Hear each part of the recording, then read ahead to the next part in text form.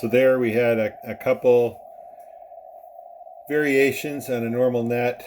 The net control operator normally dismisses you one by one, but in this case, the net control operator dismissed everyone all at once, and that's why there was a flurry of dit-dits and GE for good evening, and then the other unusual thing at the end there was